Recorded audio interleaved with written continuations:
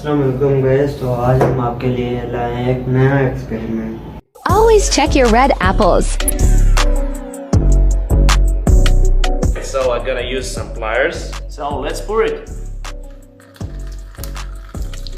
Something is happening. I can see it. 5.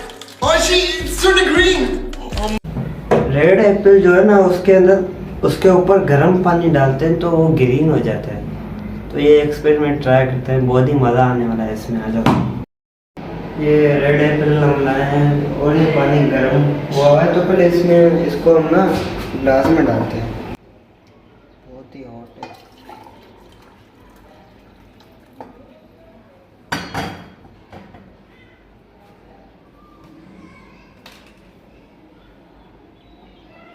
पहले आप Apple देखते हैं ना, फिर इसको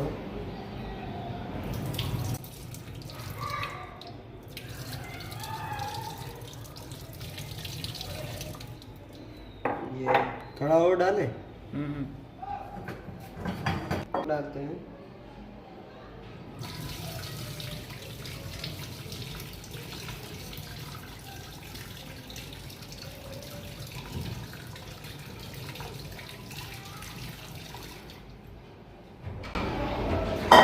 तो ये देखें, मुझे लगता है ये ओरिजिनल एप्पल है। ये ग्रीन तो नहीं हुआ, पर आई थिंक हल्का हल्का हुआ है। यहाँ से रेड था, यहाँ से भी।